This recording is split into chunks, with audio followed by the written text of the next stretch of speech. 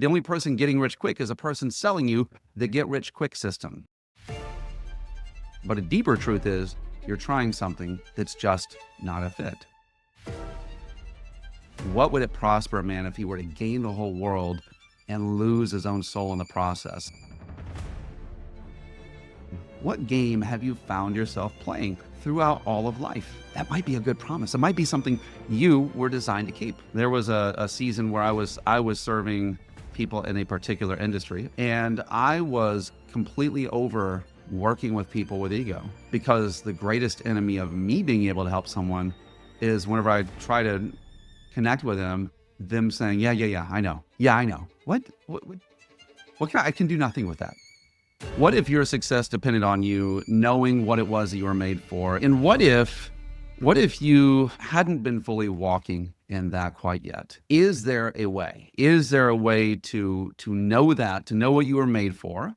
And is there a way for you to connect with that and from that create massive, massive results? And to know not only externally, but internally that you're living a life of purpose. Because what we do, I believe, and we believe, I think, that who you're being determines what you're doing, and that determines your results.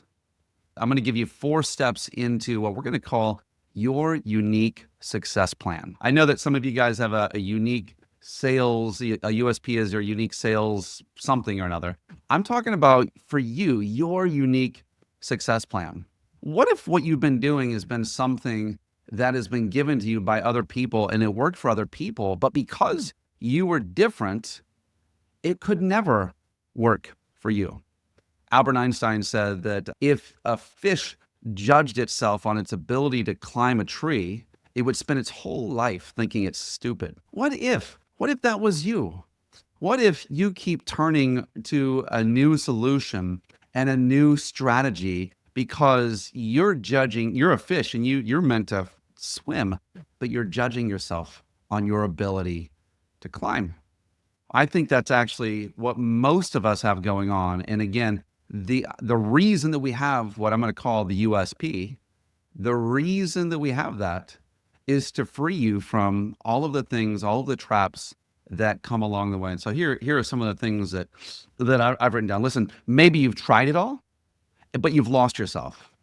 You have to keep trying everything, and you're not able. Like for whatever reason, it just never hits. Truthfully, a lot of you guys, when you try everything, you don't stay in any of those zones long enough to experience true success.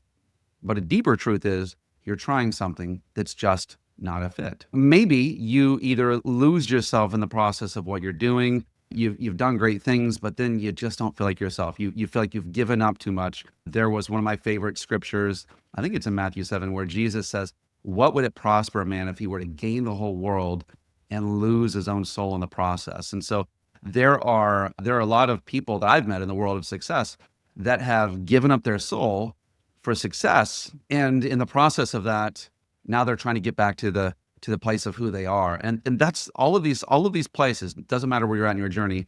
It's fine. Maybe you've answered and you've just committed yourself to the hustle and the grind, and you realize that all you've done is made your own hamster wheel. Maybe you're disconnected. These are all of these things when you get disconnected from your family, from your team, from your purpose. All of these things are the result of you living by someone else's success plan. Something that someone else peddled upon you because maybe they meant well, or maybe they were trying to peddle a system. We know get rich quick systems, typically speaking, what happens, right? The only person getting rich quick is a person selling you the get rich quick system. All of these things are modern snake oil, modern pyramid schemes. And for those of you who are in business, there are lots of lead systems, lots of automation systems, lots of almost everything that seems like the sure thing. These are that, right? And maybe you've been someone that's tried a bunch of these things. You just couldn't stay there. And the fact that you couldn't stay there, I actually feel like is a blessing to you. The reason you couldn't stay there is because we have a resistance towards that thing which we know is not of ourself. And that resistance is a spiritual and a soul resistance. I'm going to help you to find your USP, which is going to help you to not have resistance. You won't have to give up your soul. As a matter of fact, your soul is actually what makes this whole thing magical. All right. So step one in knowing your USP. Step one is finding out who you are. It's finding out who you are. And why is it important to know who you are? Because the truth is that if you don't respect who you've been and who you're becoming, what you are is you're just going to be like everyone else. And if you're like everyone else, you are flavorless or indistinguishable from anyone or anything. You are not just a member of the crowd. There's something unique. There's something amazing. There's something powerful about you that the world needs. And the sooner you can come to grips with that yes, I am like everyone else, but also I'm set apart, I'm different, I have a calling, that's where you can find one of your places. The blessings of life is that. Mark Twain says that the two best days of a man's life are the day he's born and the day he finds out why. And a big part of it is knowing who you are and fully owning that. It was interesting. I got to share with an executive client something on my vision board. And as I was going through, I started out with, I am the treasure bringer. And as I said that, the guy like jumped, he like did jumping jacks. I'm like, wait, what's going on? And he said, well, dude, you know who you are. And it's really affirming sometimes to hear that from someone. I've been self-affirming that for a long time. And when someone else mentions that to you, it's really good.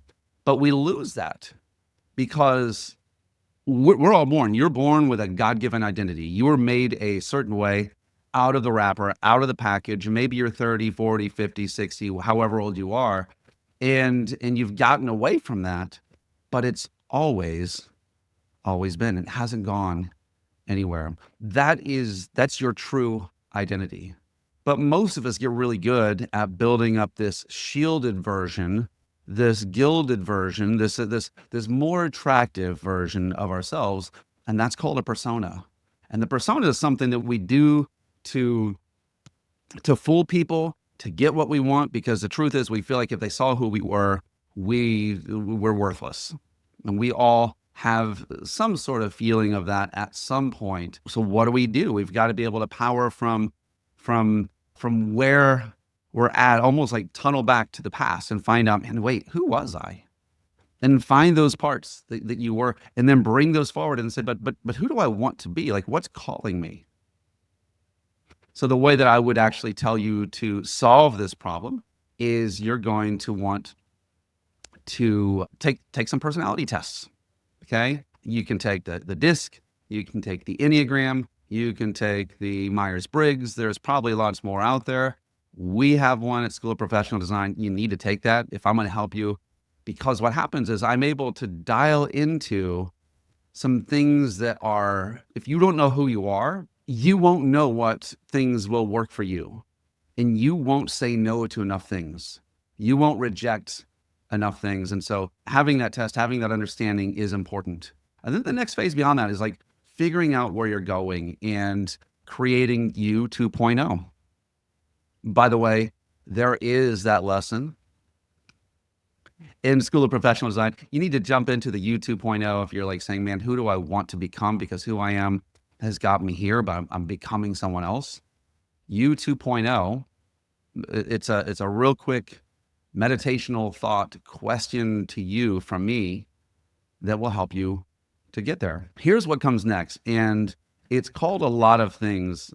It is said that in any story, it goes nowhere. Even if you have a hero and a great character, it goes nowhere until they want something.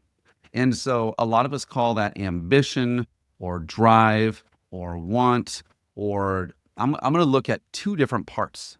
Want and desire. A lot of us don't know how to have ambition because we haven't learned how to have a desire.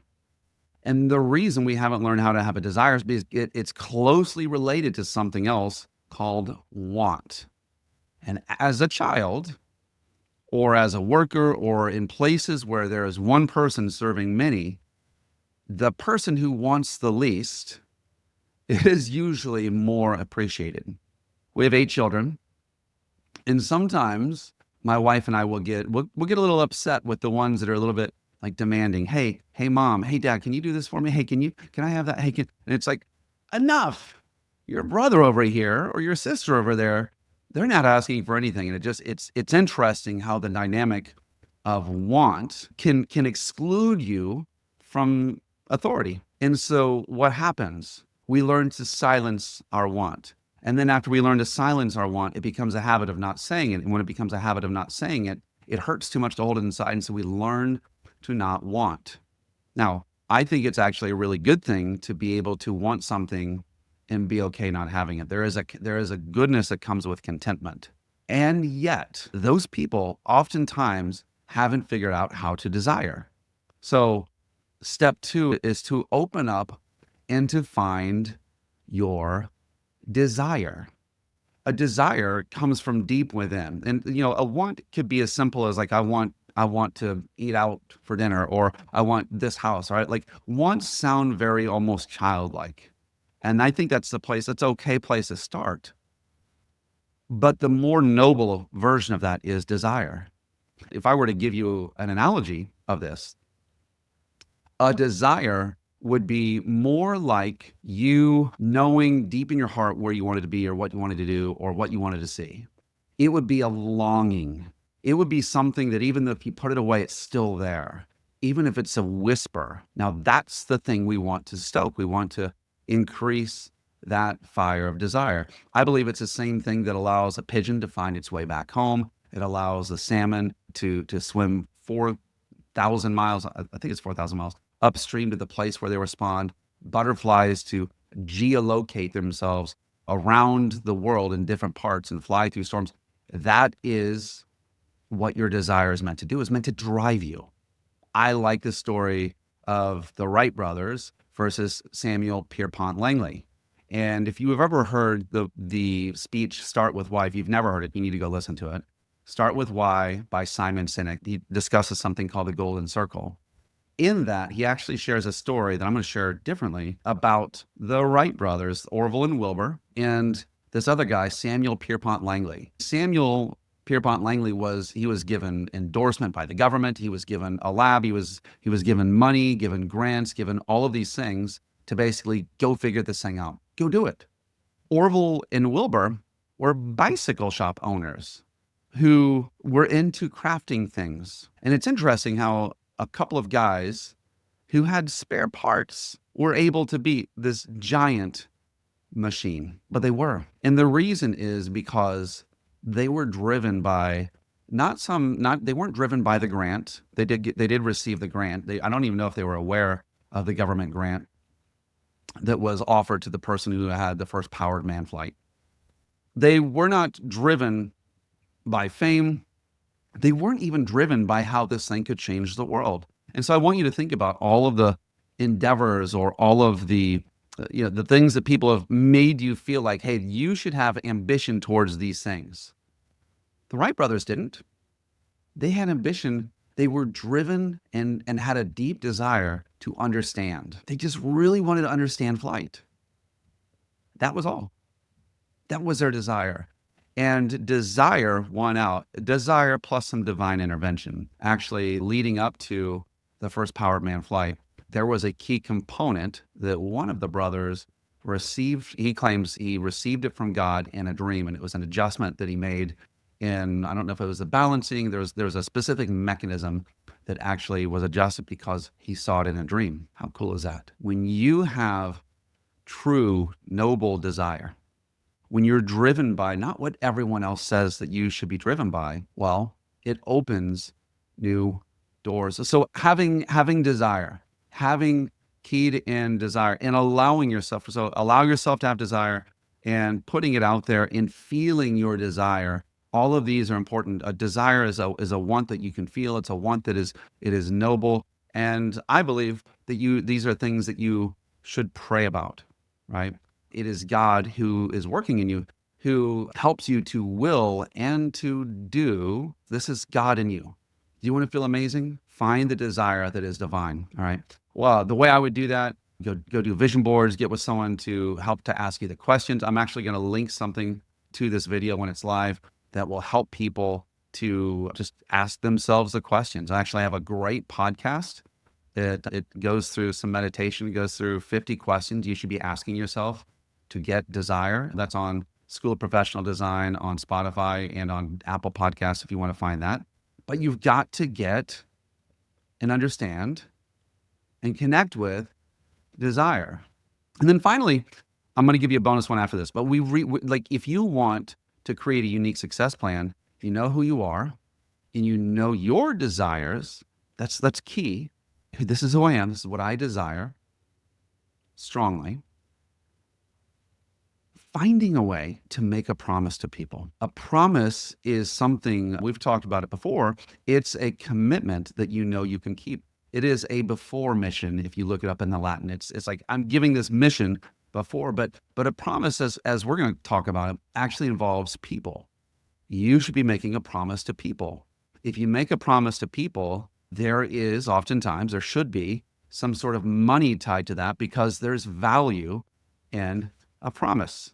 How many of us have ever been promised something by someone and not received it? And do you know the number one way that you're going to be successful and create longevity in what you're doing?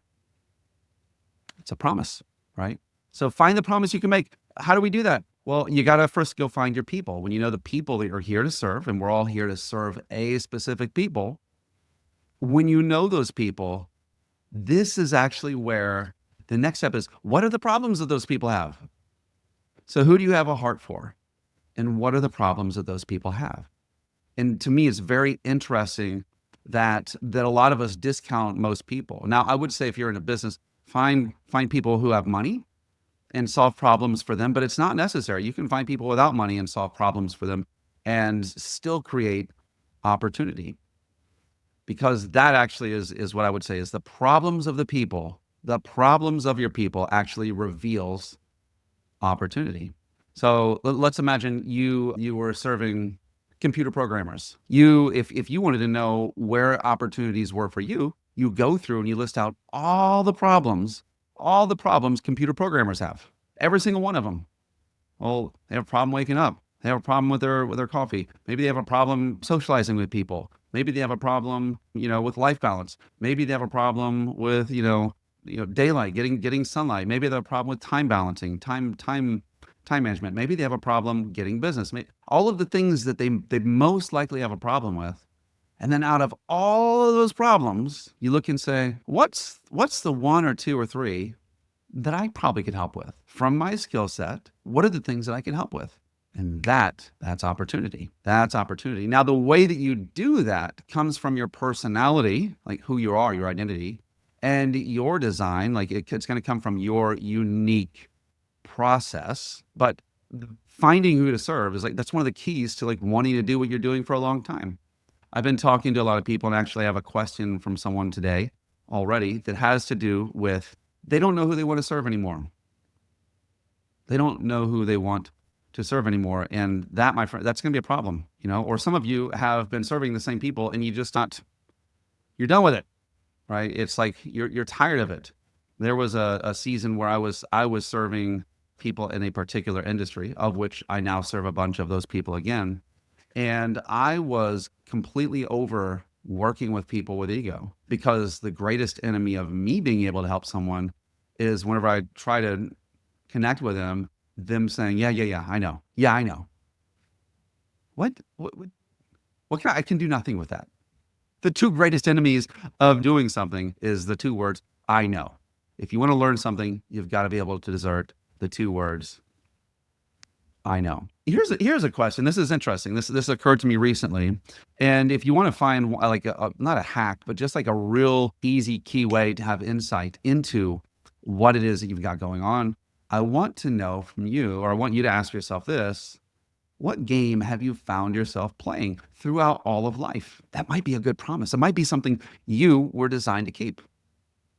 Or at least it can give you a look into it. What do I mean by that? I mean, ask yourself, what has always made me feel like I win? Does it make me feel like I win when I get someone to laugh? Maybe I've been playing the game of getting people's attention. Or maybe played the game of just feeling like I am a blessing or I'm a help. Maybe I'm playing the game of generosity. I really love being generous. Or maybe I like to rescue. It makes me feel good to rescue. Or maybe to coach and to tell people. Or maybe the game of encouragement. Maybe someone else's need. I like to fight for another person. Maybe I have the champion game. Look at those things. You've been running them all your life. And I personally, like, I've always loved engaging people. I've always loved getting people involved and pulling them into something. I like to, like, I love to make a laugh here and there, but it's like there's some things that are not fun for me, and there's others that are. What are those fun games that you've been playing all your life? Ask yourself that. And when you answer it, you might just have a new promise or a new way to fulfill a promise that you're making to your customers or your client base or your family or the people that you're serving. Zappos, who they're a shoe brand. You order them online. They have a 365-day guarantee. Did you know that? What does that do? That promise has enabled and empowered so many other people worldwide to build them into the massive, massive company that they are. I think they also have something where they give one pair of shoes to people who need them as well for every pair that's bought. How cool is that you can make one promise and it shifts the entire landscape of what it is that your business is. As I was thinking, I'm like, man, I want to make something like, I want to guarantee like that. A promise.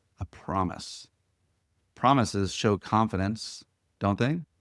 Promises give mission, and they're connected to a people that you want to serve, their problem, and a process that you develop to help figure that out for them. All right. So those are the 4 things.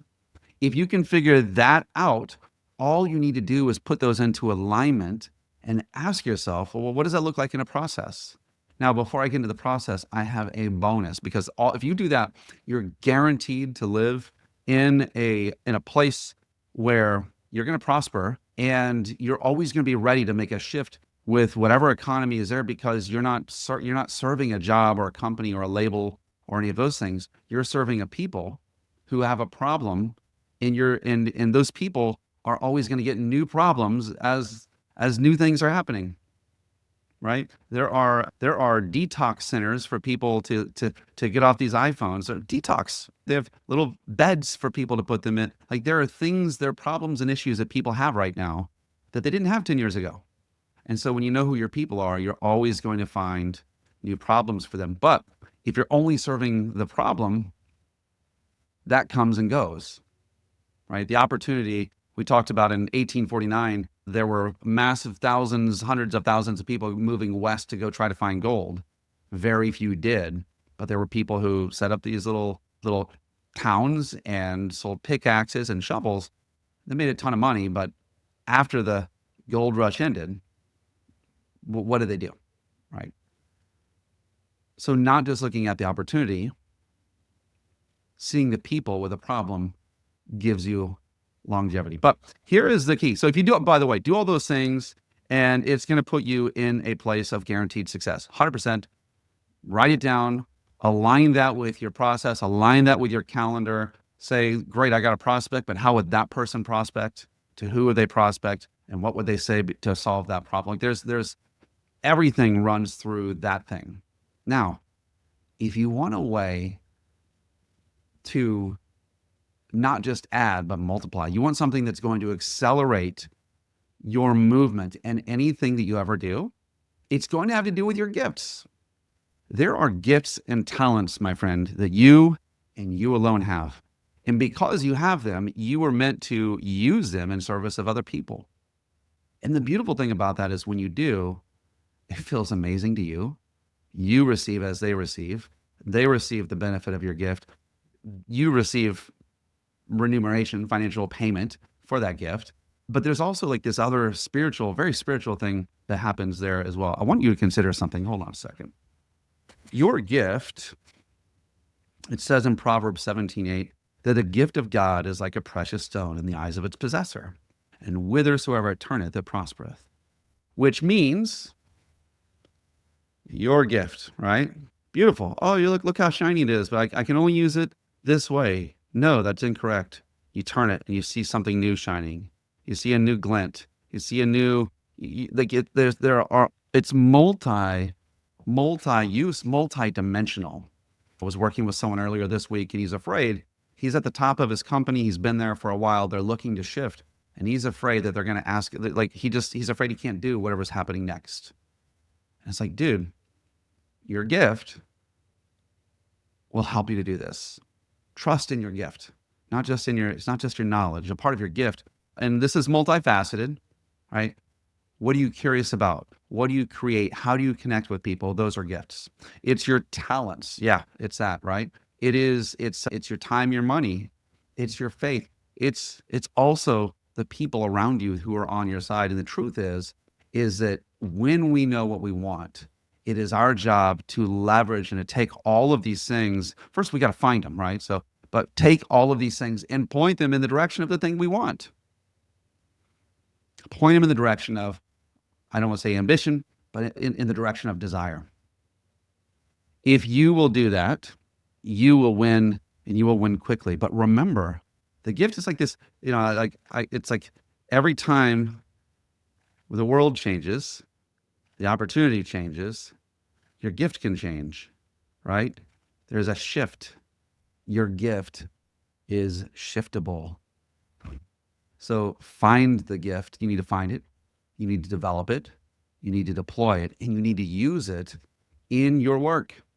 This isn't for you to use only in some secluded area or, on some street corner or in church or with your family or in some closed room. This is what you're supposed to bring into the marketplace in order to win and allow it to shift and to grow things. I love, you guys know, I've been listening at the whole Richard Branson story. And the guy who dropped out of school started Student Magazine. From Student Magazine, he created the Virgin Companies. And from the Virgin Companies, because he's like, we're just virgins at this, we have no idea what we're doing. From that, he had 40 different companies, like starting with the record label and going into airlines and mobile phones and galaxy, traveling, space travel. There's so many things this guy's done. He's done over 40 different companies from that one label. Screw it. Let's do it. That's his phrase. But when you know your gift and you're confident and you're aligned with that, it empowers you to be bold in the choices and the chances that you take. So these are the four, and then the bonus thing. So here's how it looks on the Canva whiteboard real quick. All right, we've got the identity. This is who you are and who you truly are. We've all got one. We need to go find that, right? Then you connect it with that desire, it is the want that you can feel. It's calling you home. We want that in alignment with your identity, not out of alignment.